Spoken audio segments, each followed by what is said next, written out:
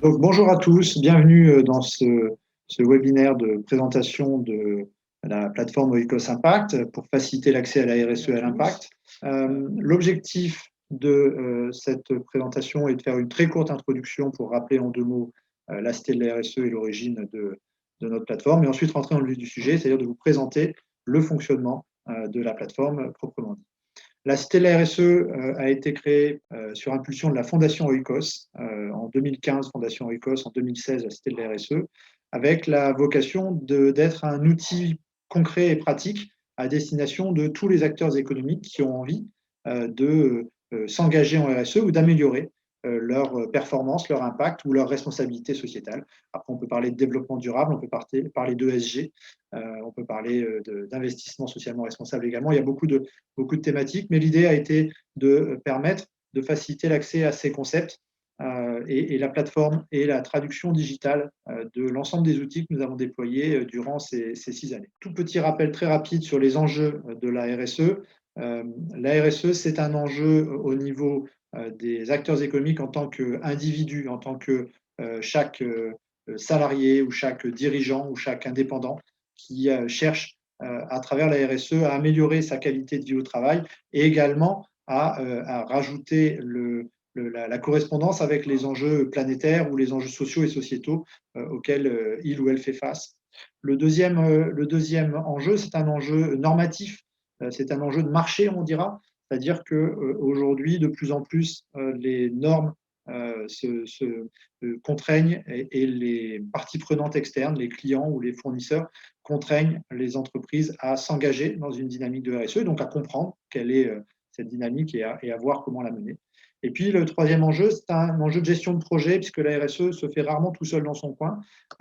Par définition, il s'agit d'un travail avec les parties prenantes et donc avec l'ensemble des acteurs autour de soi, qu'on soit un individu ou une entité, une personne morale.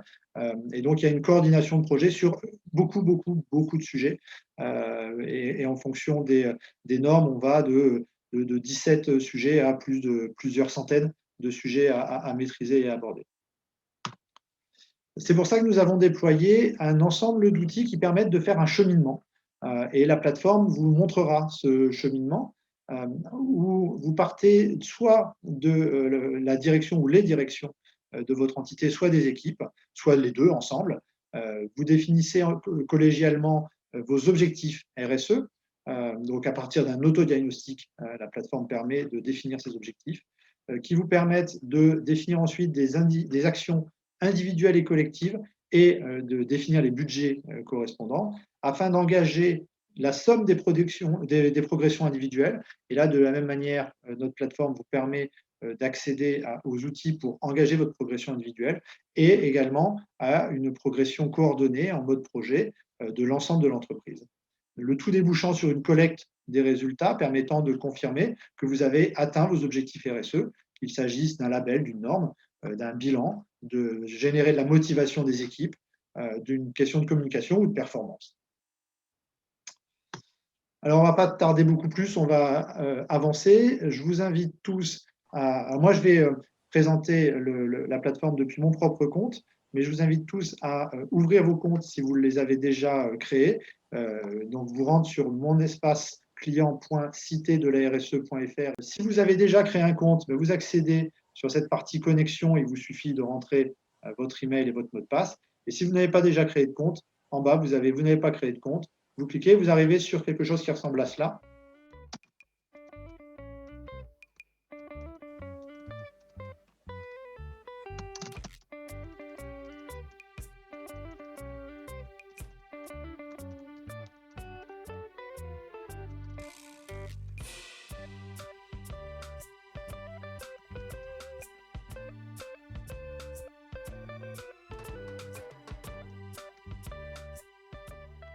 Voilà. Donc, j'ai rempli l'intégralité des informations. J'accepte les conditions générales d'utilisation. Je vous invite à aller les lire. Elles confirment la gratuité de l'accès à la plateforme et elle confirme également que vous vous engagez à rien lorsque vous l'utilisez, c'est-à-dire au sens où quelqu'un qui veut l'utiliser et qui veut arrêter son utilisation, nous ne récupérons pas les données, nous clôturons les comptes. Notre objectif est de faire en sorte que le plus grand nombre de personnes possible puissent s'engager librement en RSE. Il y a dans la plateforme des dispositifs payants à partir du moment où nous avons, nous, une intervention humaine à mettre en place et je reviendrai là-dessus. Voilà. Donc vous arrivez sur une interface, un tableau de bord qui vous donne l'ensemble, la vision d'ensemble. Alors évidemment, pour l'instant, je viens de créer mon compte, je n'ai pas encore rempli mes priorités, ma gestion de projet, mais vous avez d'un seul coup d'œil l'ensemble des outils qui sont mis à disposition par la plateforme. Et vous retrouvez ici par ordre le tableau de bord, mon profil, mes priorités, ma gestion de projet, ma situation et mes jetons. Je reviendrai sur tous ces points. Donc le démarrage nécessite, pour pouvoir piloter sa gestion de projet RSE, nécessite de faire un premier point de départ, un premier autodiagnostic pour savoir comment vous vous situez par rapport aux premières notions, on va dire, de la RSE. Nous avons décomposé l'ensemble des activités liées à la performance ou à l'impact des entreprises en un certain nombre de thématiques que nous appelons les critères, pour pouvoir faire une première étape qui soit suffisamment explicite sans être trop importante en termes de temps. Nous avons fait un premier accès à 41 critères et en répondant à 41 questions, vous enclenchez l'utilisation de la plateforme. Ces 41 réponses vont vous permettre de définir un ordre de priorité dans lequel aborder chacun de ces sujets, ce que vous pourrez faire dans la gestion de projet, et donc je vais refaire tout ça, je vous l'explique dans la minute qui suit, ce que vous pourrez faire dans la gestion de projet, et vous pourrez déjà avoir un premier bilan dans ma situation. Ce qui vous permet à la fois de savoir où vous en êtes, de pouvoir faire les choix stratégiques en termes d'ordre de priorité, soit suivre les instructions de la plateforme, soit suivre les instructions d'une norme ou d'un label, puisque nous avons listé un certain nombre de normes et de labels que vous pourrez suivre. Donc, faire votre choix d'ordre de priorité et puis engager des actions pour chacun des points de cette priorité. Engager les actions voulant dire d'abord apprendre et vous instruire sur le contenu exact et les attendus de ces points-là, éventuellement aller entrer en contact avec des partenaires qui sont des sociétés ou des indépendants d'ailleurs, extérieurs à la Cité de la RSE, qui apportent leurs compétences et qui sont à votre disposition pour du conseil, du coaching, de la conférence, organiser un séminaire ou des formations. Alors, on va commencer. Donc, je vais mettre à jour mes priorités. La première chose à faire, il faut que j'identifie ma connaissance des 41 premiers sujets de la RSE et de l'impact. Donc, je vous invite à tous cliquer là où j'ai cliqué. Normalement, vous devez avoir cette page qui s'ouvre. Là, vous rentrez dans l'algorithme. Donc, moi, taille de l'entreprise. Alors, si vous avez des questions, vous cliquez sur point d'interrogation à côté et vous avez l'indication des différentes typologies. La taille de l'entreprise, donc, pour la Cité RSE à 8, nous sommes une TPE. Secteur d'activité, services aux entreprises. Et le momentum, nous sommes des développeurs au sens où l'entreprise est en phase de développement. Là, les momentum sont par ordre chronologique. Chercheur d'or, c'est quelqu'un qui cherche une idée ou qui a une idée et qui a envie de la mettre en place. Pionnier, c'est quelqu'un qui a mis en place une idée ou qui est en train de mettre en place une idée qui n'existe pas sur le marché. Bâtisseur, vous êtes parti de l'idée et vous êtes déjà en train de construire l'entreprise. Développeur, l'entreprise existe, elle a déjà rencontré une première clientèle et elle se développe. Gestionnaire, l'entreprise est d'une taille suffisamment importante pour que l'augmentation de son chiffre d'affaires ne génère pas de grands changements au quotidien. Pivoteur, c'est une entreprise qui a besoin de changer de marché pour tout ou partie. Survivant, c'est une entreprise qui est en difficulté et qui agit pour pouvoir s'en sortir. Et leader, c'est une entreprise qui est leader sur son marché et déjà très à la pointe. Donc, alors, pour ma part, j'accepte de recevoir la newsletter et je ne suis pas un robot. Et je poursuis. Et donc là, vous rentrez dans les 41 questions. Nos questions sont pédagogiques. L'objectif n'est pas de noter vos chiffres et vos performances chiffrées sur un certain nombre de sujets, mais d'identifier ce que vous connaissez ou ce que vous ne connaissez pas à votre niveau de chacun de ces sujets. Et donc, nous avons mis en place une grille avec une notation de 1 à 5. Et vous l'avez là sous les yeux. Si vous êtes en conformité et que vous avez déjà mis en place des actions pour pouvoir progresser, vous allez noter 3. Si vous ne connaissez pas le sujet, la question, vous ne savez pas y répondre ou ça ne vous concerne pas, vous répondez 1. Et si vous êtes en avance sur le sujet, vous maîtrisez parfaitement, on vous invite dans des conférences pour pouvoir témoigner, vous êtes formateur sur ce sujet-là, vous notez 5. Avec 2 si vous êtes entre 1 et 3, et 4 si vous êtes entre 3 et 5. Et donc, les questions sont juste en dessous. Hop. Et donc, là, pour ne pas perdre la grille de notation, elle apparaît en bas. Et donc, vous avez les 41 questions qui sont organisées entre les questions liées à l'impact sociétal, social, économique et environnemental. Et les questions se posent de cette manière-là. Donc, la première, impliquez-vous aux parties prenantes dans la gouvernance de votre organisation. Si je ne vois pas du tout de quoi il s'agit, parce que impliquer les parties prenantes, ça ne me concerne pas, je mets 1. Si je sais que j'implique déjà, comme le font l'ensemble des entreprises et conformément aux différentes réglementations qui peuvent s'imposer à moi, je mets 3. Et puis si je suis en gouvernance partagée avec mes parties prenantes extérieures, c'est-à-dire que j'ai un comité des fournisseurs, un comité des clients qui participent aux réflexions liées à l'organisation d'entreprise, eh bien je mets 5. Et sur la droite, vous voyez ici noter l'appétence. Alors l'appétence, c'est un paramètre que nous avons rajouté qui est lié à votre envie, à votre plaisir d'agir, parce que certes, il est intéressant pour vous de savoir quels sont les sujets de la RSE et quel est votre niveau, mais il sera encore plus efficace dans votre gestion de projet de pouvoir avancer en connaissant les sujets qui vous tiennent à cœur. Et donc, lorsque vous répondez à chacune des questions, on vous demande si ce sujet-là, quelle que soit votre note, est un sujet qui vous tient à cœur, parce que l'algorithme en tiendra compte ensuite dans les résultats qu'il vous proposera et dans l'ordre de priorité qu'il vous proposera. Donc voilà. Donc là, je vous invite à répondre à chacune des questions progressivement et puis à descendre jusqu'à la fin. Et moi, je vais passer directement sur mon compte déjà utilisateur. J'ai déjà répondu aux 41 questions, ce qui vous permettra de voir ce que cela donne. Vous n'êtes pas obligé de répondre aux 41 là en direct. Vous pouvez enregistrer votre auto-évaluation et vous l'avez en bas ici, que vous retrouverez ensuite. Voilà. Une fois que vous avez répondu aux 41 questions, vous avez dans vos priorités, vous avez une liste de priorités qui apparaît.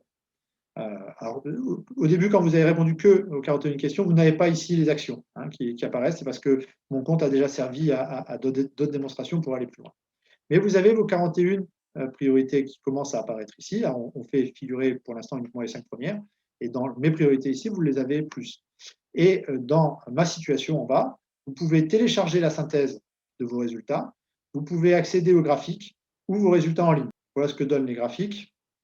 Donc là, j'ai répondu de manière rapide sur les réponses précédentes.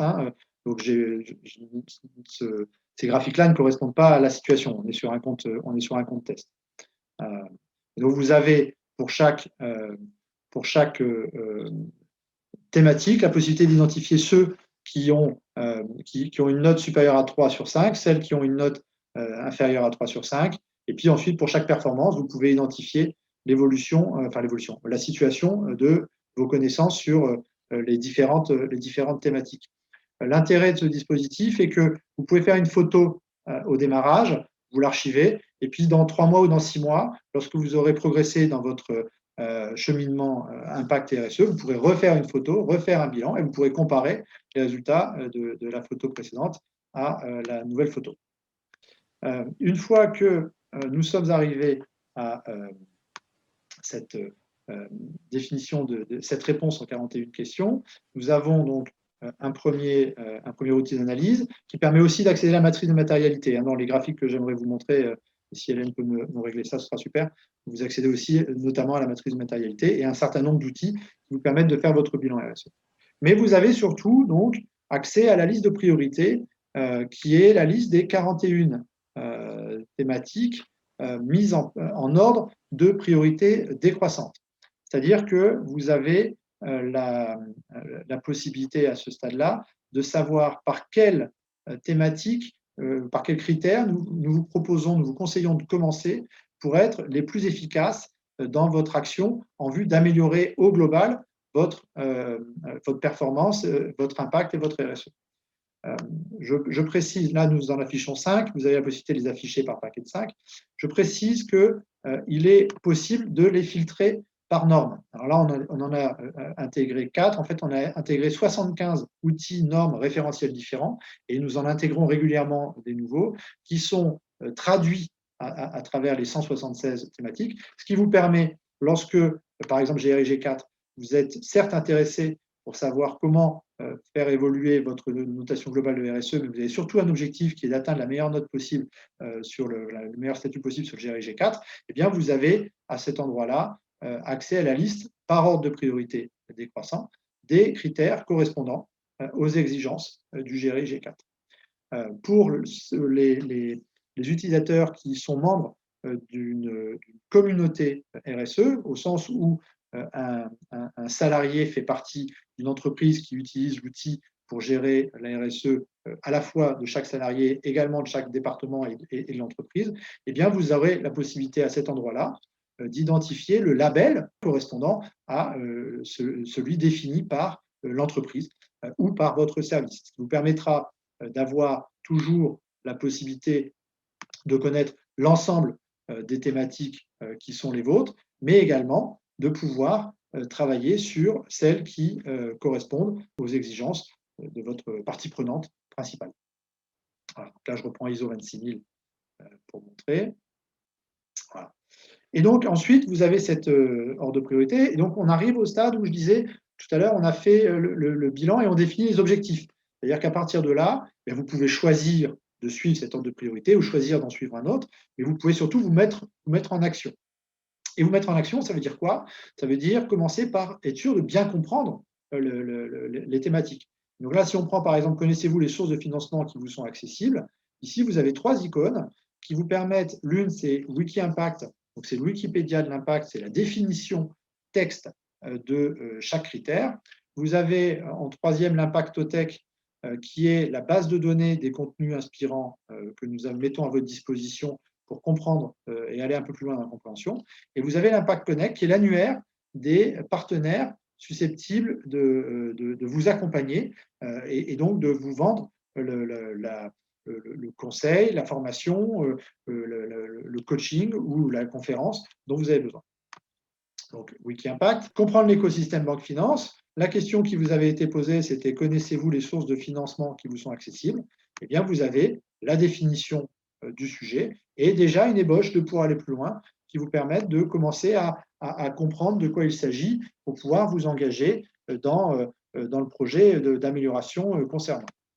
Et si vous voulez aller plus loin encore, eh bien, sur Impactotech, vous allez pouvoir accéder à l'ensemble des contenus pour chaque critère qui ont été postés par des partenaires de la plateforme ou par la fondation Oikos qui vient compléter et étoffer. Alors ces contenus, nous en rajoutons régulièrement chaque jour. Nathalie, que je salue au passage, parce qu'elle nous écoute, a fait un gros travail de recensement et d'identification des contenus inspirants pour pouvoir les attacher à chaque critère. Et donc, pour faire ça, c'est assez simple. Il vous suffit de cliquer sur « Voir le contenu » pour pouvoir y arriver. Alors, moi, quand je vais le faire, ça va se faire tout naturellement. Vous, quand vous allez le faire, le système va vous demander si vous acceptez de dépenser un jeton. Et là, je vais vous expliquer la logique des jetons. L'idée, c'est que, comme je vous l'ai dit au début, l'accès à la plateforme est gratuit, mais nous avons une volonté pédagogique. Et donc, pour remplir cette volonté pédagogique, nous avons mis en place un système qui s'appelle une gamification, où vous allez, au fur et à mesure de votre progression dans la plateforme, gagner des jetons qui vont vous permettre d'accéder à plus de contenu et d'accéder à plus de fiches de partenaires ou d'accéder à plus de services dont vous pourriez avoir besoin. Et rien que le fait de créer votre compte vous a permis de recevoir 5 jetons et le fait de répondre aux 41 questions vous permet, alors il y a un petit temps de latence sur les 41 questions pour l'instant, on est en train d'optimiser ça, mais au bout de quelques heures, minutes, je ne sais pas le temps qu'il faut, mais vous le verrez, de récupérer 10 jetons de plus. Donc vous commencez avec 15 jetons et pour pouvoir accéder à un contenu, il vous faut dépenser un jeton. Et lorsque vous accédez à un contenu, vous avez le contenu qui apparaît avec un questionnaire à droite. Je vous ai dit, c'était pédagogique. Le questionnaire, ce sont 3 questions qui correspondent à ce qui se dit dans le contenu ou ce qui s'écrit. Là, on est sur un podcast, vous avez des vidéos, vous avez des textes écrits. Et donc, 3 questions qui vous incitent à prendre le temps de la réflexion sur ce que vous avez compris, entendu ou lu dans le contenu et prouver au système que vous avez effectivement lu et appris quelque chose au cours de cette découverte et de ce passage sur le contenu Impact au Tech. Et ce faisant, en répondant correctement au questionnaire, vous récupérez 2 jetons. Ça veut dire que vous avez dépensé 1 jeton pour vous connecter, vous en récupérez 2. Donc au final, vous gagnez 1 jeton à chaque fois que vous accédez à un contenu. Et ces jetons, comme je disais, vous permettent de continuer à utiliser la plateforme gratuitement, sans forcément avoir besoin de payer si vous voulez en rester à cette utilisation autonome que vous permet le dispositif. Le partenaire qui, lui, a posté le contenu récupère également un jeton. Ce qui fait qu'en fait, l'intérêt pour les partenaires est de soumettre des contenus de qualité qui sont modérés. Notre équipe regarde les contenus qui sont proposés pour être sûr qu'ils correspondent bien aux critères et qu'ils apportent bien un plus pédagogique. Et ça permet donc aux partenaires, donc aux experts qui sont extérieurs utilisateurs de la plateforme, de récupérer des jetons au fur et à mesure. Et les jetons, pour le côté partenaire, eux, une fois par an, peuvent le convertir en euros. Et donc, c'est un système qui est pédagogique et qui permet de tenir compte du fait que les experts apportent quelque chose et donc ont une forme de rémunération à ce sujet. Et donc, je retourne sur ma liste de priorités. Donc, je disais Wiki Impact, Impact au Tech, donc la base de données de contenu, et Impact Connect. Impact Connect, c'est la liste des partenaires qui sont référencés dans la base comme étant en capacité d'intervenir pour pouvoir me vendre une formation, un coaching, une conférence. Voilà. Et donc, la découverte d'un compte partenaire nécessite la dépense de 5 jetons qui sont reversés pour une bonne partie, je crois que c'est 3 jetons, qui sont reversés aux partenaires en question. Toujours dans cette logique de partager le dispositif avec les partenaires pour que les partenaires puissent être impliqués et partie prenante, y compris bénéficiaires de cette plateforme. En mes jetons ici, vous avez la possibilité d'accéder à la documentation vous expliquant comment, justement, dans le détail, gagner des jetons et comment les dépenser. Donc, une fois que vous avez établi votre liste de priorités, que vous avez bien compris quelles étaient la définition, vous avez identifié des contenus et vous avez identifié les partenaires pour aller plus loin. La RSE, je le disais, c'est un ensemble de projets et donc il va être très compliqué si vous prenez des notes à côté de vous souvenir de l'ensemble des sujets qui vous concernent. Et donc, on a créé un espace de gestion de projet. Alors, juste avant ça, je vais préciser un point. Vous trouvez en dessous les appétences. C'est-à-dire que, comme je le disais tout à l'heure, quand vous répondez aux 41 questions, vous avez la possibilité de dire quels sont les sujets qui vous tiennent à cœur. Et l'intérêt de faire figurer les appétences ici, c'est que quand vous utilisez la plateforme depuis 3 mois, 4 mois, 5 mois, vous avez déjà abordé 3, 4, 5, 10 sujets différents. C'est bien, vous avez progressé en matière de RSE, mais il peut être intéressant pour vous à ce moment-là de vous consacrer à un des sujets qui vous tiennent à cœur. Vous ne vous souvenez pas forcément de l'ensemble de vos réponses et donc dans vos appétences, vous trouvez les sujets qui vous tenaient à cœur à ce moment-là. Et donc dans la gestion de projet, vous avez la possibilité, donc vous avez les contenus, quand vous regardez les contenus, vous avez les contenus qui s'archivent, ça vous permet de vous souvenir quels sont les contenus que vous avez vus, toujours dans la même logique, au bout de 3 mois, 4 mois, 5 mois, vous ne vous souvenez pas forcément de tout ce que vous avez vu, vous n'allez pas forcément aller dans l'impact tech pour le repérer. Il vous suffit de retourner dans la gestion de projet pour retrouver les contenus qui ont été vus. Si vous avez envie de les partager avec vos collègues, avec votre communauté, avec vos parties prenantes, vous pouvez les retrouver à ce moment-là. Et puis mes actions, donc pour chaque critère sur lequel vous avez souhaité travailler, eh bien, vous créez une action. Là, j'en ai créé 2 un peu au hasard, à titre d'illustration en tout cas. Vous créez 2 actions qui vous permettent de piloter l'évolution et de vous en souvenir pour vous, mais également de pouvoir communiquer toujours avec votre communauté. On a ces 2 logiques-là, c'est-à-dire que la personne qui va utiliser la plateforme pour elle-même va pouvoir y retrouver son archive et ses idées, ses démarches, et se souvenir dans le temps de ce qui a été engagé sur l'outil RSE Oikos Impact. Donc, vous choisissez votre critère, vous rentrez le titre de votre action. J'avais mis remplacer ces énergies renouvelables, ces énergies par des énergies renouvelables, pardon. J'avais mis installer une pompe à chaleur, type, ses travaux, date de début, date de fin, la progression, le nom du pilote, et vous mettez les notes, c'est-à-dire que ce que vous avez envie d'inscrire dans la durée pour vous en souvenir quand vous y reviendrez. Et si vous êtes l'un des utilisateurs d'une communauté, c'est-à-dire que vous êtes l'un des salariés d'une entreprise qui utilise la plateforme, eh bien, vous pouvez à cet endroit-là indiquer vos actions. Ça permet à votre entreprise de collecter l'ensemble des actions qui sont proposées et donc d'un seul coup d'œil de pouvoir voir l'ensemble des actions qui sont suggérées, voir leur évolution, pouvoir ensemble définir les budgets correspondants et les allouer et pouvoir piloter la progression et accompagner les uns et les autres dans cette démarche-là. Ce qui est important de dire à ce stade-là, c'est que une entreprise qui a envie d'utiliser la plateforme, non pas pour un seul compte utilisateur, mais pour l'ensemble de ses parties prenantes, peut tout à fait se créer un seul compte qu'on appelle, nous, super utilisateur, qui permet d'avoir cette vue d'ensemble sur l'ensemble des activités des autres utilisateurs de la plateforme, et les autres utilisateurs utilisent, eux, l'accès gratuit, ce qui leur permet d'avancer sur les sujets qui les intéressent, sans forcément savoir où ils en sont à titre individuel. C'est complètement faisable. On peut découvrir des contenus sans avoir fait son étude totale, rien qu'avec ces 41 premiers critères. Et donc, être dans le dialogue montant et descendant avec l'entreprise, le super utilisateur, qui lui pourra à la fois vous indiquer quelles sont les priorités de l'entreprise ou de la partie prenante concernée. Ça peut être le label dont on parlait tout à l'heure, ou en tout cas les priorités qui ont été convenues ensemble, et puis définir les actions sur lesquelles il est nécessaire de pouvoir progresser, et également, vous, utilisateurs, pourrez remonter au niveau du super utilisateur les actions que vous proposez pour rentrer dans ce dialogue montant et descendant. Est-ce qu'il y a des questions? Oui. On a Christine qui nous demande, peut-on créer notre propre label RSE? Alors oui, absolument, absolument, puisque finalement un label RSE, ça n'est rien d'autre que un ensemble de références qui est proposé à d'autres.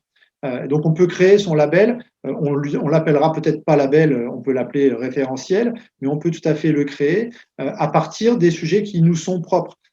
Et c'est d'ailleurs l'un des enjeux des organisations à plusieurs entités, des groupes de plusieurs filiales ou des entreprises de plusieurs services ou départements, qui est de mettre en place un référentiel commun tout en permettant à chaque acteur d'avancer sur ses propres sujets. Alors, j'ai une question sur le chat, j'ai vu, sur la confidentialité des données. Oui, oui, les données que vous nous communiquez vous sont réservées et ne sont pas partagées à l'extérieur. Les seules choses qui peuvent être partagées, ce sont les données statistiques, c'est-à-dire que sans savoir qui vous êtes, les autres personnes qui peuvent se connecter pourront se comparer par rapport à l'ensemble des panélistes, l'ensemble des utilisateurs de la plateforme. Stéphanie qui demande, au regard des évolutions réglementaires et des normes, sources de financement, etc., qui sont souvent soumis à être modifiées et actualisées, quelle est la fréquence d'actualisation de la base et est-ce que, dans ces cas-là, les utilisateurs sont alertés? Alors, le dispositif que nous avons conçu s'appuie sur ce que nous appelons un comité des experts qui régulièrement et normalement au moins mensuellement doit travailler sur, en plus de l'activité de nos consultants, donc là vous avez Hélène présent avec moi et vous avez Nathalie Delabroix également, donc en plus de cette activité, qui doivent revoir l'évolution de l'actualité pour pouvoir tenir compte des ajouts à faire ou des modifications à faire dans la plateforme. Wikiimpact, qui est la base de données, le Wikipédia de la RSE et sur lequel vous avez les définitions de chaque critère, est un outil collaboratif qui permet également à chaque intervenant externe à la plateforme de venir signaler qu'il peut y avoir des évolutions, des changements, des améliorations. Est-ce que vous êtes alerté le cas échéant? Oui, l'idée est de dire justement, il y a une évolution et de prévenir l'ensemble des utilisateurs qui sont concernés par les critères qu'ils font face à une évolution qui a été mise en place. Absolument. Pour ça, je rajouterais que du coup, on a mis en place une newsletter qui, du coup, à partir du moment où vous êtes inscrit, vous permettra d'avoir ces grandes lignes-là, les grands changements, etc., sont dans la newsletter. Et en même temps, en cours de développement, un onglet sur la communauté des utilisateurs au EcoSympact, dans lequel on mettra ce genre d'éléments aussi. Autre question, du coup, Pauline qui demande comment peut-on gagner des jetons? Est-ce en soumettant, par exemple, des contenus? Alors, pour gagner des jetons, si vous êtes utilisateur, vous gagnez des jetons, comme je vous l'ai dit, c'est-à-dire en répondant à votre niveau 1, en créant votre fiche, en allant découvrir des contenus. Et vous pouvez acheter des jetons si vous en avez besoin de beaucoup plus. Et dans ce cas-là, à ce moment-là, on vous suggère, si vous en avez besoin de beaucoup plus, c'est que probablement vous avez besoin, vous avez le souhait ou le besoin d'utiliser la plateforme de manière plus intensive. Et donc, nous vous conseillons de passer sur un forfait d'abonnement pour pouvoir bénéficier en plus des 2 séances par mois de travail avec les consultants de la plateforme, que sont Hélène, Nathalie et moi-même, pour, sur vos thématiques, vous accompagner, voir comment vous avancez et vous aider à progresser. Et cet abonnement vous ouvre droit à un nombre de jetons beaucoup plus important. L'abonnement est à 190 € par mois. Sans durée d'engagement, c'est 190 €. Si vous engagez sur un an, c'est 2000 €, donc ça fait l'équivalent d'un mois et demi, je crois, offert.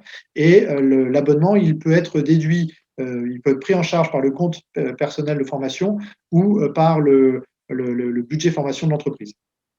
Pour ce qui est de soumettre des contenus, un partenaire, lorsqu'il soumet des contenus, gagne des jetons.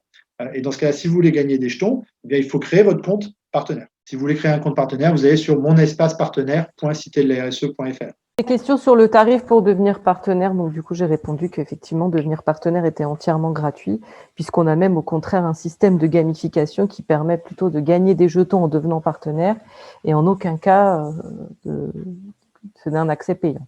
Donc, c'est gratuit et sans engagement pour les partenaires. Effectivement, c'est un choix de notre part. L'idée étant de dire, l'intérêt, c'est que le plus grand nombre d'acteurs économiques puissent rencontrer les compétences sans avoir à mettre une barrière au milieu, surtout si nous n'avons pas, nous, d'intervention humaine ou technique à faire. Et donc, comme je le disais au début, tout ce qui se fait sans avoir besoin de l'intervention est gratuit et on passe en mode payant via l'abonnement uniquement à partir du moment où il y a besoin d'avoir une intervention humaine de notre part. Quelqu'un me pose la question de savoir comment accéder au niveau 2. Le niveau 2, donc il faut s'abonner, soit un mois, hein, ça peut être un mois minimum, il faut s'abonner et à ce moment-là, vous rentrez en relation avec notre consultant qui vous fournit le code d'accès à votre niveau 2. Hein, c'est comme ça que cela fonctionne. Et qui sera le consultant qui vous accompagnera pendant la durée de votre utilisation de la plateforme, soit un mois si vous le faites un mois, soit un an, 2 ans, 3 ans quand vous avancez. Comment partager avec plusieurs personnes de l'entreprise le diagnostic? Il y a 2 manières de faire. Vous pouvez déjà le télécharger et en PDF pouvoir le échanger avec eux. Et ensuite, s'ils sont utilisateurs de la plateforme, vous avez la possibilité donc de rentrer en dialogue les uns avec les autres à travers la plateforme autour des actions que vous engagez via le compte super utilisateur. Donc c'est le compte super utilisateur qui, lui, va pouvoir avoir la vue de l'ensemble des diagnostics. Alors, combien de personnes d'entreprise utilisent la plateforme aujourd'hui? On a plus de 300 partenaires et je crois qu'on a plus de 110 utilisateurs, Hélène? Alors, on est à 134 utilisateurs pour 312 partenaires. Sachant que pendant les années précédentes, nous avons utilisé cette technologie sans avoir la plateforme et donc on a plus de 280 utilisateurs dans notre passé qui ont accédé à ces services-là, mais en face à face. C'est-à-dire que la Cité de la RSE, à Toulouse, à Paris et on a commencé à Lille, rencontrer des acteurs économiques qui étaient en questionnement sur comment améliorer leur performance et leur impact, et nous leur apportions l'outil d'autodiagnostic, et ensuite nous leur apportions les préconisations et la mise en relation avec les partenaires. C'est quelque chose que nous faisons depuis 6 ans. Peut-on suivre l'évolution des plans d'action au niveau des graphiques? Ce qu'on peut faire au niveau des graphiques, c'est que le graphique va indiquer que vous avez progressé dans la connaissance d'un sujet. C'est-à-dire que vous allez refaire au bout de 3 mois, 6 mois, 9 mois votre autodiagnostic et vous allez pouvoir constater que vous avez des sujets sur lesquels vous avez progressé. Et ce sont les plans d'action qui vous ont permis de progresser. Prévoyez-vous justement des séminaires de retex entre utilisateurs? Et si oui, quelle forme avec contraintes sanitaires? Nous sommes outillés pour tout ce qui est à la fois séminaire en visio à distance, donc là nous sommes en capacité de le faire, et puis également en présentiel, notamment sur Toulouse et sur l'île, où nous avons des espaces avec des distanciations suffisantes pour pouvoir mettre en place des événements et des temps de travail physiques s'ils le souhaitent. J'allais évoquer le cas de l'accompagnement des entreprises. Nous avons déjà 3 écoles, 3 établissements d'enseignement supérieur qui ont utilisé la plateforme à titre pédagogique pour présenter la logique de RSE à leurs étudiants en fin de cycle. Et de la même manière, lorsque vous êtes une entreprise qui accompagne d'autres entreprises, vous pouvez tout à fait utiliser la plateforme dans ce cadre-là, puisque ça leur permet à la fois d'avoir un plan stratégique qui est RSE et performance économique, puisque, je le rappelle, on a sur l'ensemble de nos questions et de nos critères, on a un quart qui est dédié à la performance économique, un quart à l'impact social, un quart sociétal et un quart environnemental, et on a bien un quart performance économique. On n'oppose pas les deux, c'est vraiment l'un et l'autre se complètent. Et donc la possibilité pour chaque utilisateur, même en mode gratuit, parce qu'un créateur d'entreprise, typiquement, par exemple, n'aura pas le budget pour payer des sommes dans énormément d'accompagnement, eh bien, pourra utiliser la plateforme et l'entité ou la personne qui l'accompagne pourra, avec le compte super utilisateur, pouvoir savoir, imaginons que vous accompagnez 10 ou 15 entreprises, eh bien, ça vous permet de savoir où en sont ces 10 ou 15 entreprises sur l'ensemble des sujets, pouvoir voir avec elles et leur suggérer des plans d'action sur certains sujets et archiver ça et pouvoir monitorer leur progression et leur permettre de communiquer autour de cette progression, puisque c'est aussi un des enjeux de la plateforme et de la RSE, c'est que la plateforme est une sorte de classe préparatoire. Elle permet votre progression en RSE pour vous permettre d'améliorer votre RSE, votre impact, votre responsabilité, votre performance et votre impact, et éventuellement pouvoir aller l'afficher et le faire savoir à l'extérieur le moment venu. Et lorsque vous aurez soit estimé que c'est le bon moment pour vous pour le parler, soit estimé que votre résultat était suffisamment valorisant pour le faire. Et l'un des enjeux de la plateforme, c'est de pouvoir se comparer avec les autres utilisateurs, qu'ils soient tous les autres utilisateurs, mais vous pouvez aussi vous comparer graphiquement, visuellement, votre position par rapport aux utilisateurs qui sont de même secteur, de même taille ou de même momentum, donc, ce qui vous permet aussi de vous mettre en avant là-dessus.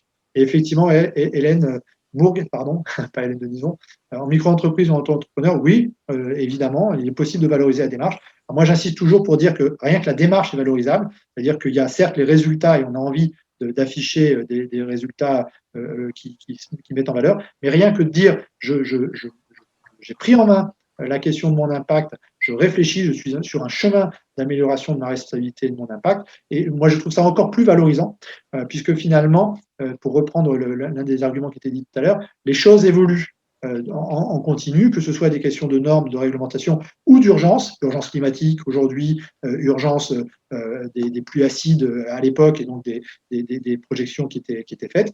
Ces urgences-là changent et donc en affirmant que vous mettez en chemin pour améliorer votre performance, votre responsabilité et votre impact, eh bien vous identifiez comme un acteur engagé durablement dans la réflexion de son impact et dans la performance, parce que cerise sur le gâteau, nous nous basons souvent à Stella RSE sur une étude qui date de 2015, qui a été faite par la Banque de France, le CJD Nantes et l'école Audencia, et qui disait que, après analyse, les entreprises qui s'engagent dans une démarche de ce type-là sont 13% plus pérennes et plus rentables que leurs consoeurs, toutes choses étant égales par ailleurs. Voilà. C'est-à-dire que pour une entreprise, une micro-entreprise ou pour une future entreprise, le fait de s'engager dans cette démarche-là, au-delà de l'affichage, au-delà de l'amélioration de son impact et donc du côté vertueux sur la planète ou sur notre société, eh bien, cela apporte à l'entreprise une amélioration de sa performance Et donc, c'est pour ça qu'on appelle souvent ça la performance globale de l'entreprise. Chloé qui dit comment on peut faire se comparer aux autres, comparer nos résultats. En fait, c'est le compte super utilisateur qui permet de faire ça. Le compte super utilisateur permet de donner une vision comparée entre les différentes entités qui l'utilisent et qui sont membres de la communauté. C'est-à-dire que l'idée, c'est que je crée mon compte gratuit, je me déclare membre d'une communauté, évidemment, le super utilisateur valide ou ne valide pas pour pas que n'importe qui puisse rentrer. Et à partir de ce moment-là, le super utilisateur a la vision d'ensemble, peut échanger avec chacune des parties sur les objectifs ou sur les actions. La comparaison se fait-elle par secteur d'activité, type d'entreprise ou autre? Elle peut se faire au global. Vous pouvez vous comparer sur l'ensemble des utilisateurs de la plateforme et vous pouvez ensuite vous comparer par secteur d'activité ou par moment de vie ou par taille d'entreprise ou par une combinaison des trois. Vous pouvez le faire en interactif directement à partir de votre compte. Est-ce que refuser une mission pour un grand groupe dont l'impact est négatif permet d'améliorer sa propre note? Vous avez un des critères qui évoque justement la question des parties prenantes et des choix des parties prenantes. Et donc, si effectivement, au moment de la réponse à ce critère, eh bien, vous savez que vous avez déjà dépassé le stade normal qui dit ah bah oui, je suis conscient de mes parties prenantes et je les sensibilise, et vous êtes passé au stade j'ai refusé de travailler avec quelqu'un, j'ai pris quelque part ce risque-là, eh bien, vous pouvez avoir votre auto-évaluation qui passe de 3 à 4 ou à 5. Et donc, effectivement, vous progressez dans cette dynamique-là. Alors, un point que je n'ai pas abordé, c'est que la fondation Oikos se tient à disposition des utilisateurs qui auraient besoin d'aller vérifier les réponses de leur communauté. C'est-à-dire que ça fait partie des services qu'on tient à disposition. J'ai eu la question la semaine dernière dans une discussion. Quelqu'un me disait, bah oui, très bien, je vais être super utilisateur, je vais avoir des parties prenantes, je vais convaincre mes parties prenantes d'utiliser la plateforme en mode gratuit. Comme ça, on va pouvoir gérer le projet et je vais pouvoir savoir où ils en sont et eux vont pouvoir me déclarer où ils en sont. Sauf que si ils le veulent, ils peuvent mentir sur un certain nombre de critères. Et donc, on peut répondre à ça, on peut jouer le rôle de ce qu'on appelle le tiers de confiance. C'est-à-dire que la fondation peut tout à fait prendre contact avec les parties prenantes pour les utilisateurs de la plateforme pour lesquels vous avez envie de vérifier leur déclaration et aller travailler avec elles pour savoir sur quelle base elles ont estimé leur réponse et pouvoir vous dire oui, très bien, on confirme ou non, il y a un ajustement à faire pour avoir une vision très précise de leur mode de fonctionnement. Est-ce qu'on a des utilisateurs qui représentent les enseignes de la grande distribution et des collectivités aussi? On a des utilisateurs de l'ensemble des activités des entreprises. Et on l'a bien vu pendant les 6 ans de fonctionnement de la Cité de la RSE physique uniquement, enfin les 5 uniquement physiques avant Covid. Les utilisateurs sont à la fois des créateurs d'entreprises, des salariés en recherche de sens dans leur activité ou en envie de progresser et en bilan de compétences, voulant se mettre en situation de mieux comprendre la RSE et comment l'aborder, mais également des TPE, des PME, des grands groupes, des institutions. La préfecture de région Occitanie est depuis de longue date installée dans les locaux de la Cité de la RSE à Toulouse. Il a installé son laboratoire d'innovation et nous avons des interventions soit ponctuelles, soit à plus long terme, des accompagnements à plus long terme auprès d'entreprises de tous ces secteurs-là et de toutes les tailles. Et c'est tout l'intérêt du dispositif. C'est vraiment comme ça que la Fondation a voulu apporter un ensemble d'outils qui puissent permettre de répondre à tout le monde. Et c'est pour ça que l'algorithme vous demande quel est votre secteur d'activité, votre moment de vie et votre taille. Je vous remercie tous. Nous sommes à votre disposition pour toute question. Vous n'hésitez pas à nous écrire oikos.impact@citedelarse.fr ou n'hésitez pas à vous inscrire aussi à la newsletter, à créer le compte et à utiliser la plateforme. N'hésitez pas à en parler autour de vous. Vraiment, la vocation de la Fondation Oikos, c'est faire que le plus grand nombre s'empare des outils de la RSE. Donc, nous sommes à votre disposition pour ça. La plateforme, elle est gratuite sur une utilisation qui peut être infinie tant que nous n'avons pas besoin de faire travailler à nos salariés à nos moyens. Donc, n'hésitez pas à l'utiliser, à la faire utiliser. Plus il y aura de monde qui progressera en matière de performance, de RSE, de responsabilité et d'impact, eh bien, nous considérons que meilleure sera notre planète à tous. Merci beaucoup.